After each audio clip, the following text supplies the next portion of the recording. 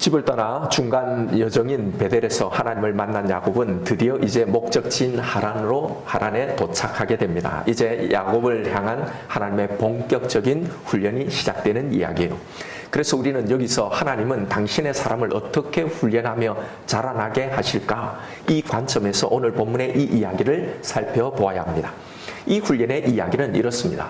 라반의 집에 머문 지 한 달쯤 지나자 라반이 제의를 해오는 겁니다. 정식으로 임금을 주고 고용하겠다는 거죠. 야곱은 자기가 사랑하는 라반의 둘째 딸 라헬을 위해서 내가 7년 동안 외삼촌을 섬기겠다, 일하겠다 말합니다.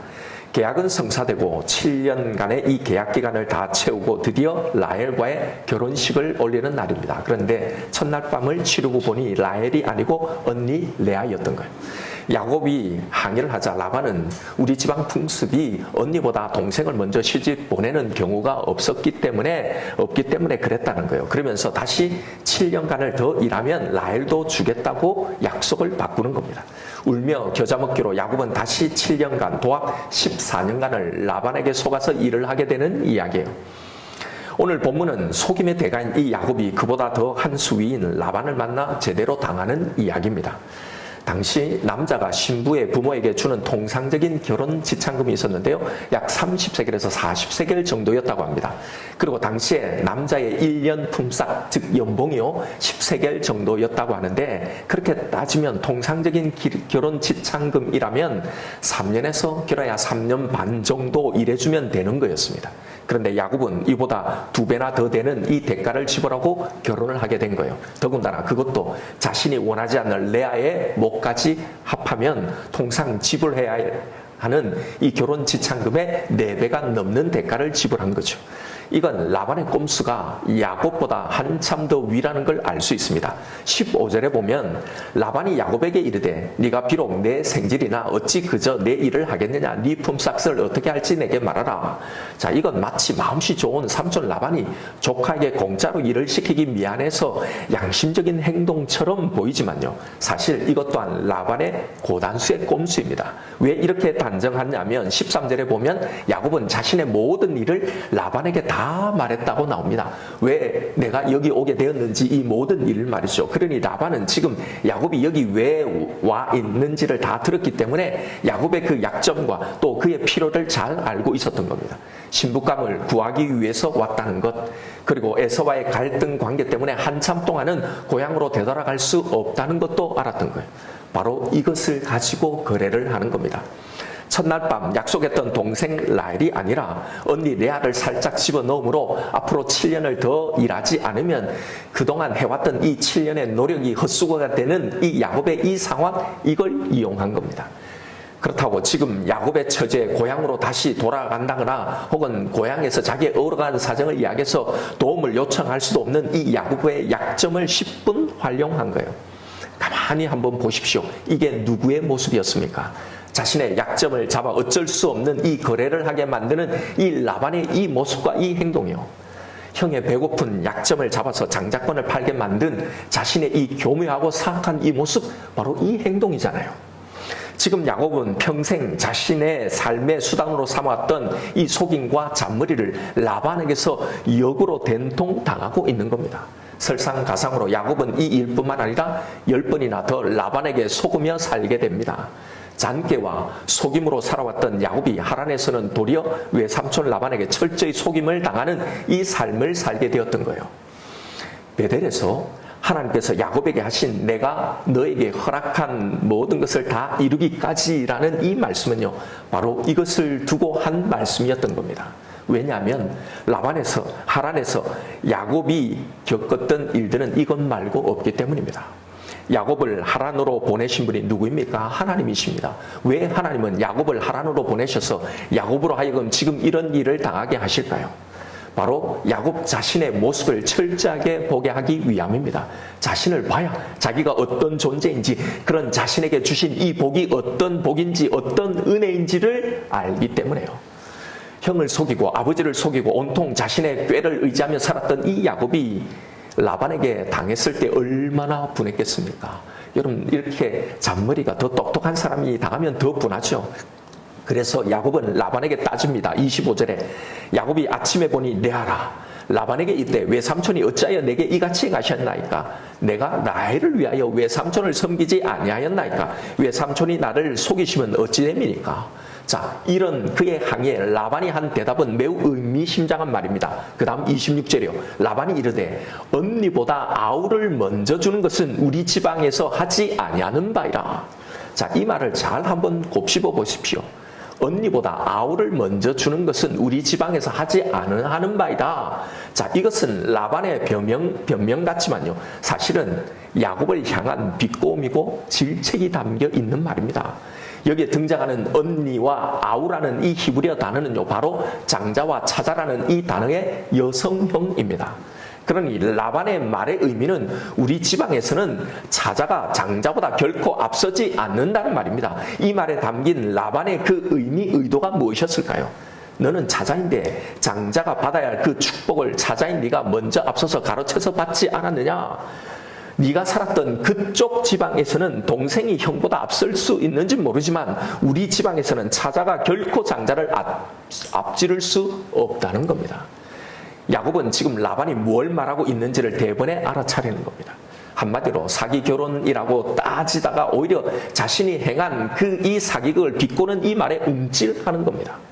야곱의 약점을 잘 아는 라반은 그래서 7년을 더 일해라고 당당하게 요구하고요. 그에 대해서 야곱은 아무 소리 하지 못하고 이 부당한 그 요구를 들어줄 수밖에 없었던 겁니다. 여러분, 지금 무슨 일이 일어나고 있는 겁니까? 바로 하나님은 라반의 입을 통해서 야곱의 속임을 지금 지적하고 있는 거예요. 그가 행해왔던 삶의 방식, 그가 믿어왔던 이 장대와 속임수가 어떤 것인지를 철저하게 느끼고 깨닫게 하기 위한 이 작업이 드디어 시작된 겁니다. 자기가 할 때는 전혀 몰라요. 내가 똑똑해서 지혜로워서 그런다고 하죠. 그러나 당하니까 이게 얼마나 악한 건지를 뼈저리게 느끼는 겁니다. 보세요.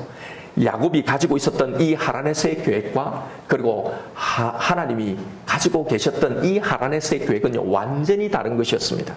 야곱의 원래 계획은 하란에 얼마간 머물며 신부감을 택해서 결혼해서 좀 살다가 형 에서의 분노가 좀 느그러들었을 때 돌아오는 것이었어요. 그러나 하나님은 전혀 다른 계획을 가지고 계셨던 겁니다. 야곱이 기댔던 하란에서의 시나리오에는 인정받고 사리 분별이 정확한 외삼촌 라반이 있었습니다. 자신의 모든 아픔을 아는 이 외삼촌은 언제나 내 편이 되어서 나를 지지해주고 나에게 도움을 주는 그런 삼촌이었어요. 마치 할아버지 아브라함이 자신의 조카 롯을 대했던 그것처럼 언제나 조카의 행복을 위해서는 자신이 손해를 보더라도 기꺼이 양보해주는 그런 삼촌의 모습이었어요. 그렇게 하란에서 아내도 얻고 시간도 좀 벌고 그동안 돈도 좀 벌어서 사랑하는 여자를 만나 자녀를 낳고 행복하게 살다가 금위하냐 고향으로 돌아가는군요.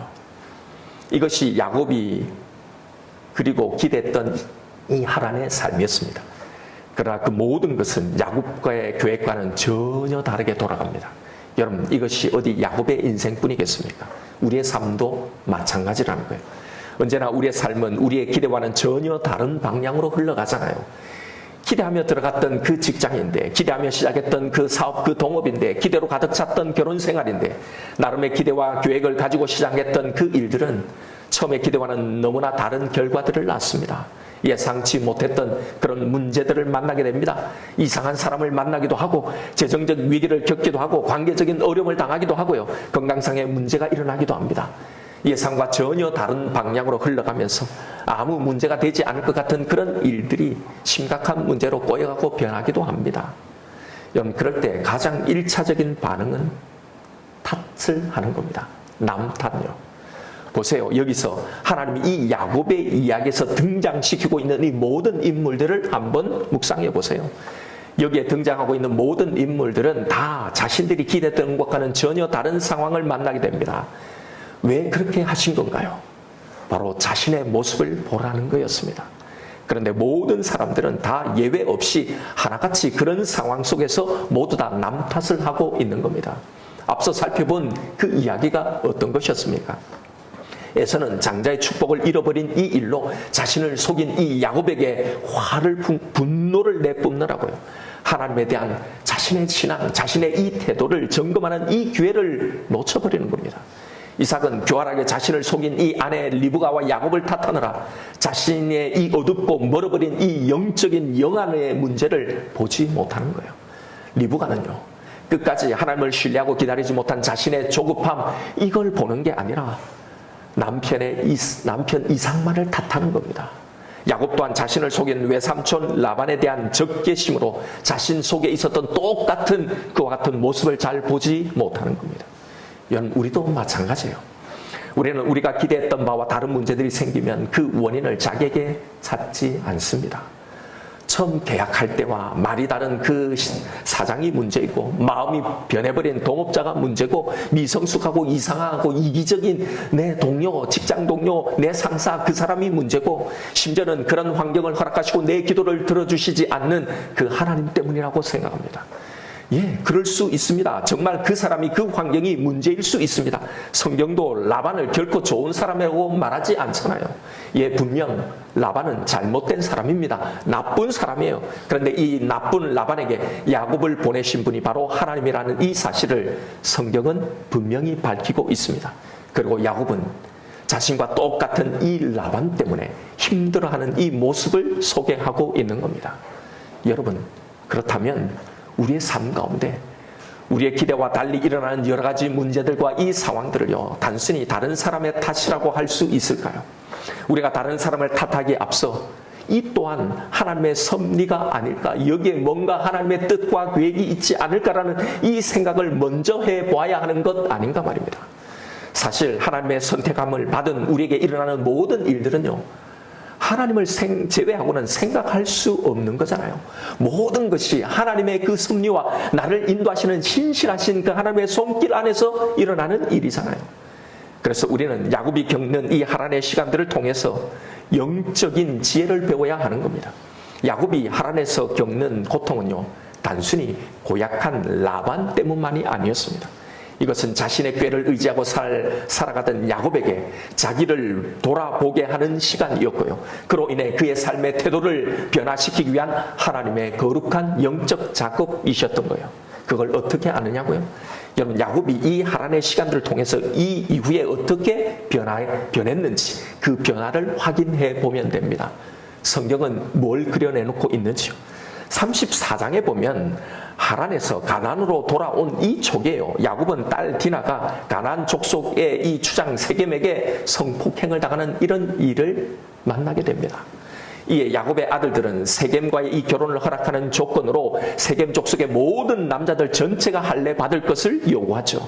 할례를 받으면 그러면 결혼을 허락하겠다는 것인데, 이건 사실 실상 이렇게 안심시켜서 할례를 받기 위해서 남자들의 전투력을 다 상실한 다음에 공격하려는 속임수였던 거죠. 여러분, 이 사건은 하나의 아이러니를 담고 있습니다. 사실 이런 속임의 전무는 누구였습니까? 바로 야곱이죠. 그런데 나중에 야곱은 이런 속임수에 앞장섰던 이 시몬과 레위를 결코 용서하지 않습니다. 맨 마지막에 야곱이 12아들들에게 축복하는 49장에서 보면 야곱은 끝까지 시몬과 레위의 이 속음에 대해서 저주를 내립니다. 거기에 참 인상 깊은 대목이 있습니다. 49장 6절에 보면 이런 속임수를 쓴 시몬과 레위를 향해서 야곱이 이렇게 말합니다. 내 혼아, 그들의 모의에 상관하지 말지어다. 내 영광아, 그들의 집회에 참여하지 말지어다. 그들이 그들의 분노대로 사람을 죽이고 그들의 혈기대로 소의 발목 힘줄을 끊었음이로다. 자, 여기에 모의라는 이 단어요. 이 모의가 바로 비밀스러운 계략, 꽤, 속임수라는 말이에요. 모의를 꾸미기에 대가였던 이 야곱, 잔꾀로 형의 장자권을 빼앗고 어머니와 모의해서 아버지와 형을 속이고 장자의 축복을 가로채우며 살았던 이 야곱, 그것이 이 세상을 살아가는 지혜라고, 인생을 살아가는 가장 효율적인 도구라고 생각했던 이 야곱이요, 이제 자신의 삶의 옛 방식을 완전히 벗어버렸다는 말입니다. 그래서 그는 예전에 자신의 모습과 똑같았던 이 아들의 속임을 결코 지나칠 수 없었던 거예요. 무엇이 이 모의의 속임의 아이콘이었던 야곱을 그렇게 만들었습니까? 하나님이 야곱에게 허락하셨던 이 하란의 시간들요, 자신보다 더 교활한 이 라반을 통해서 말입니다. 여러분, 우리는 야곱의 하란 이야기를 통해서 배워야 할 것이 있습니다. 우리는 우리의 기대와 전혀 다르게 흘러가는 우리의 삶의 환경에서 무언가를 배워야 한다는 사실이에요. 거기서 나를 다루시는 하나님을 빼놓으면 안 됩니다. 내 의도와 전혀 다르게 흘러가고 있는 지금의 상황은요, 나를 그렇게 힘들게 만드는 그 사람은, 그 문제는, 그 환경은요, 어쩌면 지금 나를 다루시는 하나님의 손길일 수 있다는 사실이에요. 왜 그 손길이 필요합니까? 나 때문입니다. 나 때문이에요. 내가 하나님의 사람으로 살아가기 위해 아직 내게 손을 봐야 할 곳이 있기 때문입니다. 그래서 여러분, 하나님의 사람은 하나님 외에 자신이 믿고 의지하며 살아간 그것 때문에 훈련을 받는 겁니다. 자기가 살아가는 그 방식 때문에 도리어 그것에 역으로 당하며 말입니다. 자신의 지혜를 의지해 살아왔던 이 사람은요, 자신의 지혜로 고초를 겪는 겁니다. 자신에게 있어서 중요한 위치를 차지했던 것들 때문에 고생을 하는 겁니다. 그것이 돈이든 명예든 사람이든 자녀든 인간관계든 자존심이든 안정적인 그 삶을 추구함이든요, 바로 그것으로 훈련을 받는 겁니다. 때로는 어떤 사람을 통해서 하나님의 백성으로서, 주님의 제자로서 주님의 성품을, 성령의 열매를 맺어가는 이 훈련을 받게 하시기도 하는 거예요. 내 연약한 기질들, 내 쓴뿌리를 통해서 뿜어져 나오는 나의 이 연약함과 이 악함과 죄의 뿌리를, 그 관계의 문제들을 다루시는 겁니다. 그걸 통해 우리의 인간관계의 이 문제를 다루시기도 하는 거란 말입니다.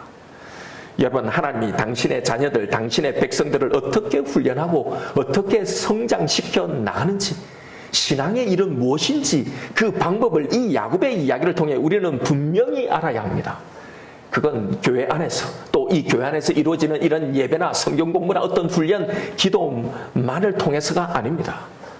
교회 밖에 내 삶의 모든 곳에서 이루어지고 있는 거예요. 당연히 교회 안에서도 있겠죠. 그리고 가정에서, 직장에서, 가족과 친지와 친구들 사이에 내가 맺고 있는 이 땅의 모든 사람들요, 이 관계 속에 내가 살아가는 그 환경을 통해서 우리를 훈련하고 거기서 자라나게 하시는 거예요. 그러니 바로 그 환경, 그 모든 것이요, 다 내 신앙생활의 장소가 되는 겁니다. 그런데 우리는 그걸 잘 알아차리지 못하는 겁니다. 그리고는 바로 그 사람들을, 그 환경들만을 탓하고 있는 겁니다. 오늘 본문의 이야기를 잘 보십시오. 어디서 뭘 통해 야곱을, 또 여기에 등장하고 있는 이 모든 등장인물들, 이 사람들을 어떻게 하나님의 사람으로 성장시켜 나가시기를 원하셨는지 말입니다. 야곱의 경우를 먼저 한번 보지요. 앞에서 설명했던 것 외에도 너무나 많은 것들이, 아니 어쩜 야곱이 여기 당하고 있는 모든 일 하나하나가요, 그를 향한 하나님의 음성이었던 겁니다.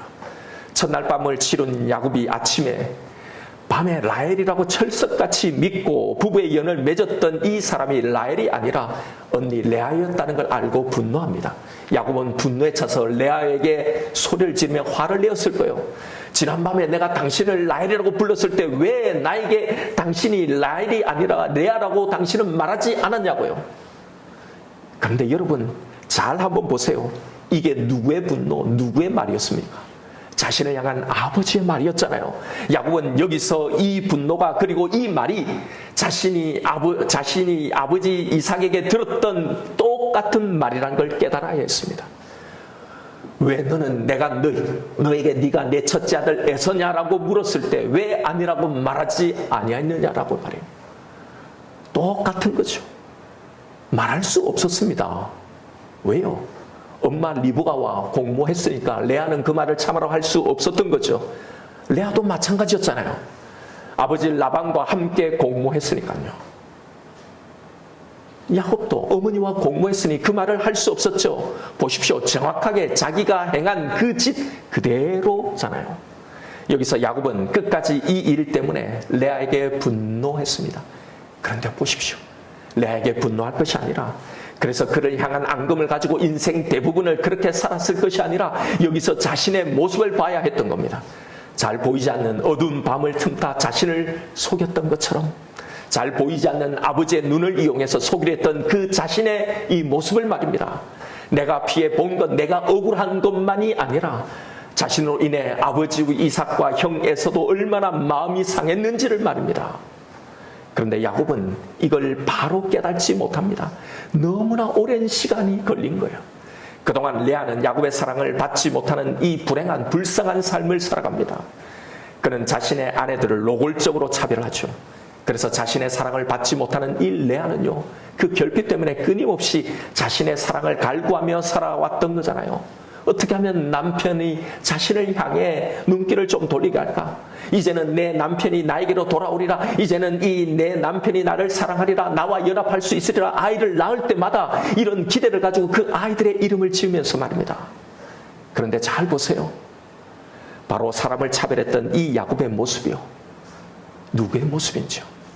자신과 형 에서를 차별했던 자신이 아니라 항상 자신의 형을 더 노골적으로 사랑했던 아버지 이삭의 모습이었잖아요.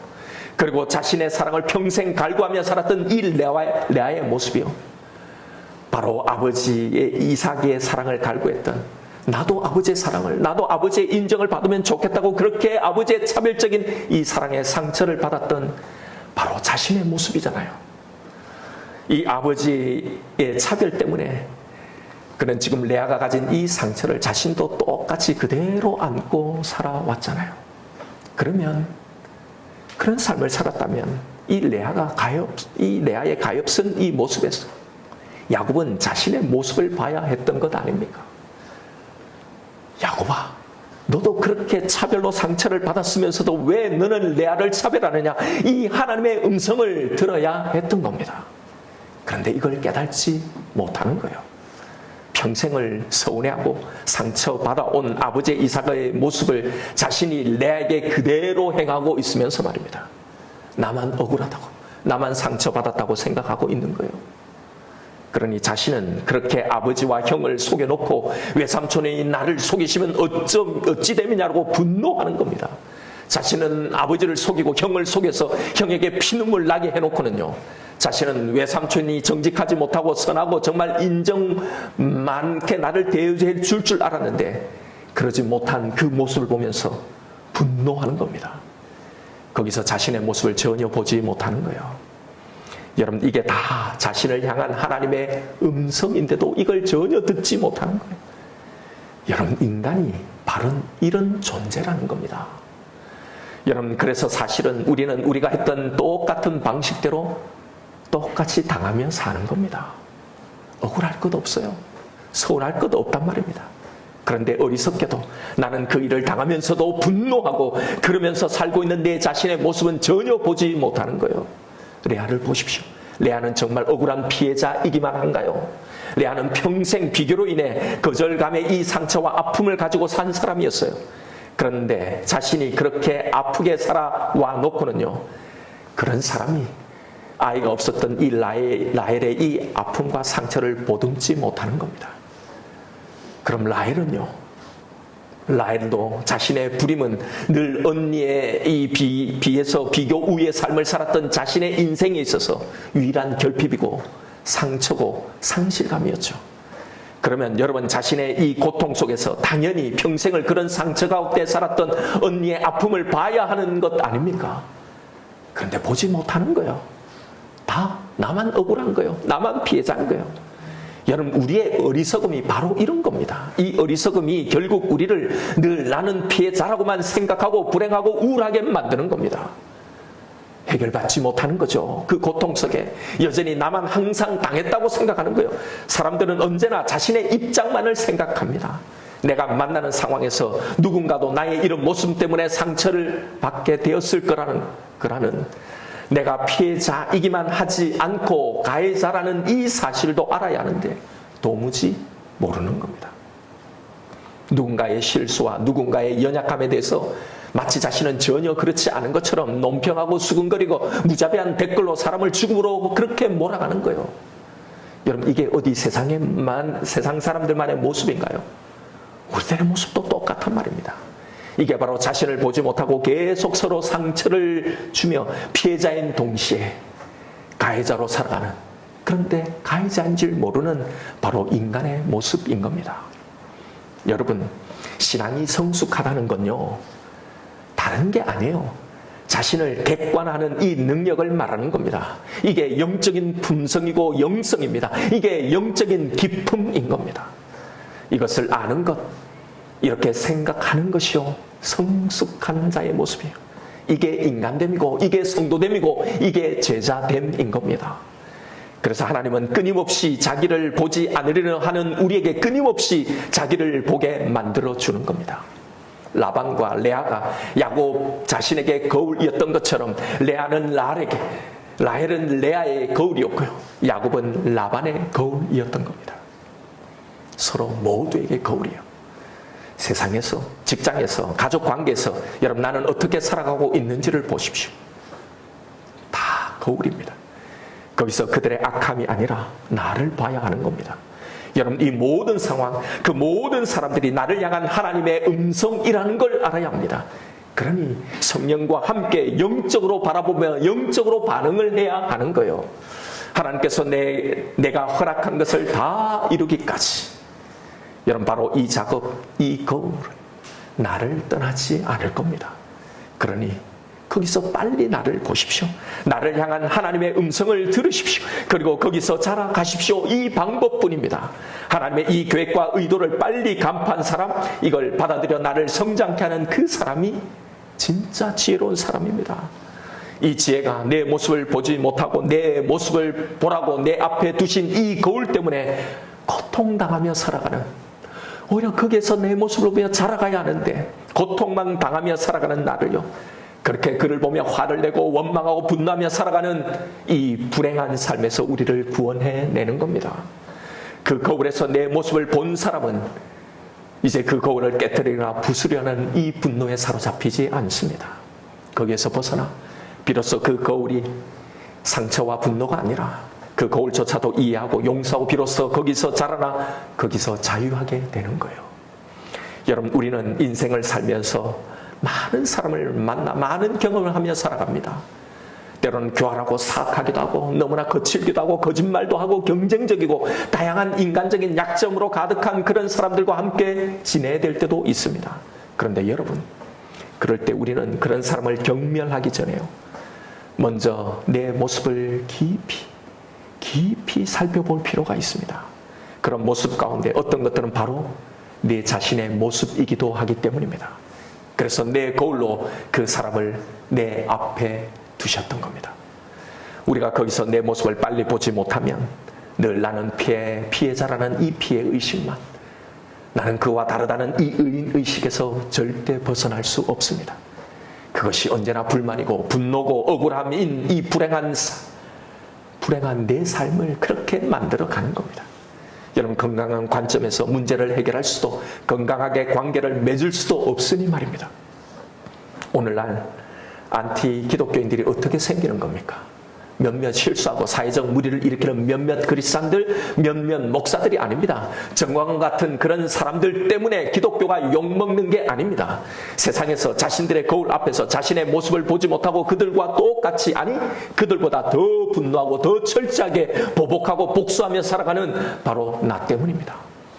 세상 사람들이 대중매체에 나온 이런 몇몇 사례들을 보면서요, 내가 아는 교회 다니는 사람들은 저런 사람과 저런 목사와 같지 않는데 다른데 라고 해야 하는데, 그런데 나를 대하며 살았으며 그러면 그렇지 예수쟁이들이 이렇게 되는 거예요. 왜요? 그 사람들이 알고 있는, 그 사람들이 매일 만나고 있는 그 직장의 예수쟁이들이 다 똑같기 때문입니다. 여러분 이제 영적인 시각으로 지금의 이 환경을, 바로 그 사람을 바라보십시다. 하나님은 정말 우리가 잘 살기를 원하십니다. 진정한 행복을 누리며 살기를 원하세요. 그런데 지금의 내 고집, 내 교만, 내 고약한 이 성품, 이 약한 믿음으로는 안 되는 겁니다. 그래서 우리에게도 나를 돌아볼 이 하란의 시간이 필요하고 나의 모습을 적나라하게 확인할 이 라반이 필요한 겁니다. 이걸 고치지 않으면, 변화되지 않으면, 이걸 버리지 않으면 안 되기 때문이죠.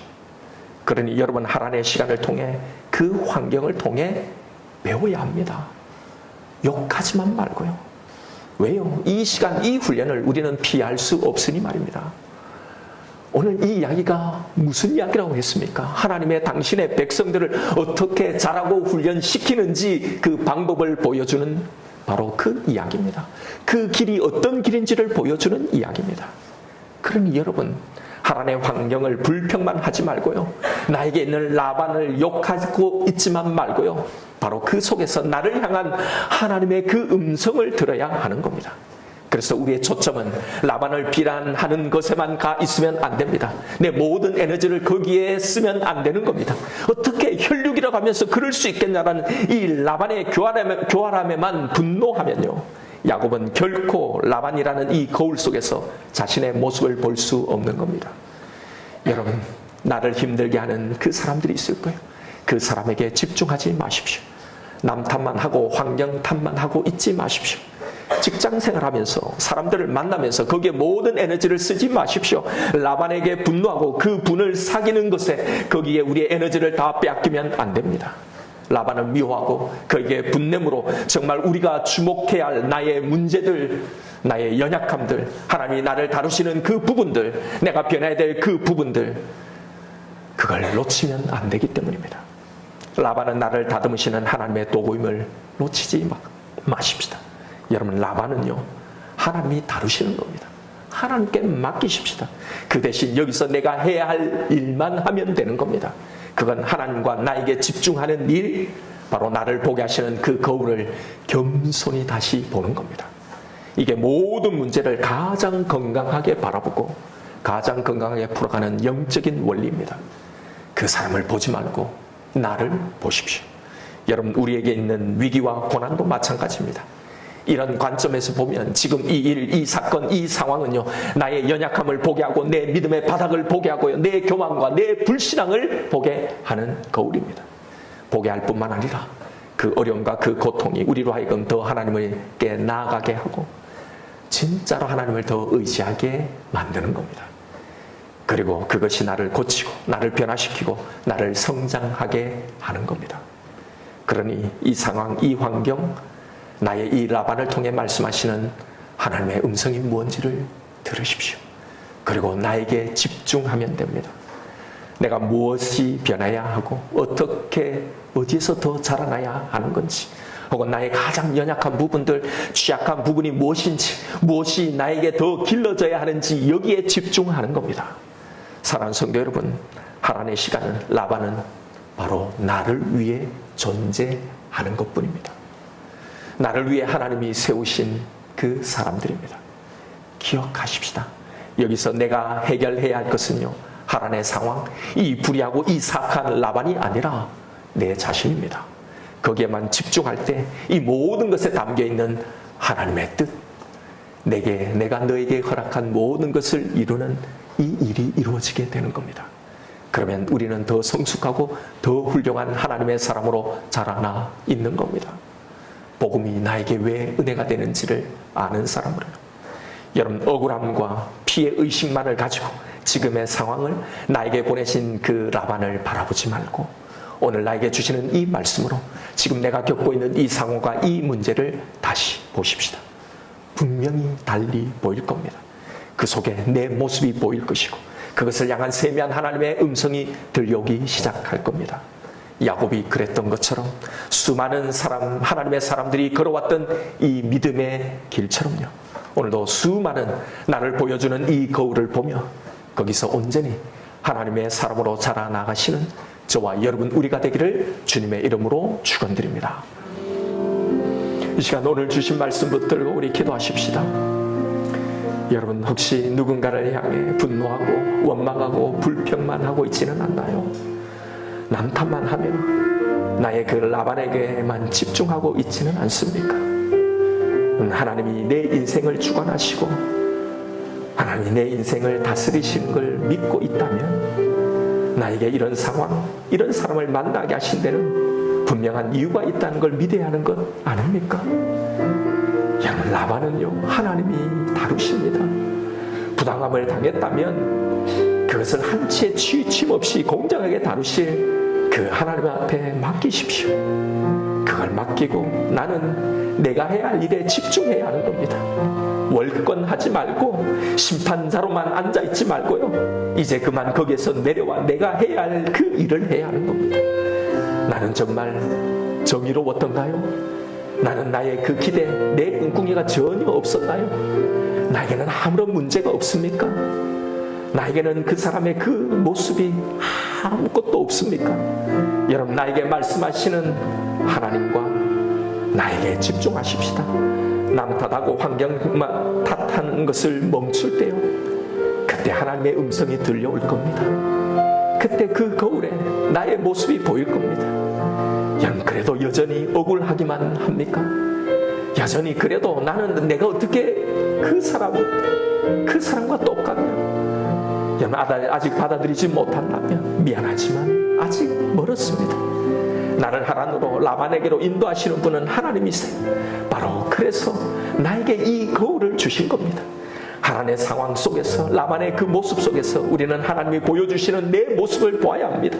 나의 가장 연약한 그 부분들, 취약한 그 부분이 무엇인지, 내가 더 넓혀져야 할 것, 더 길러져야 할 것이 무엇인지 말입니다. 이 시간 기도하십시다. 하나님, 제가 무엇이 문제였습니까? 분노만 하지 말고, 정죄만 하지 말고, 그 거울 속에서 이제 나의 모습을 보게 하여 주옵소서. 제가 어떻게 바뀌길 원하십니까? 하나님, 어떻게 반응해야 할까요?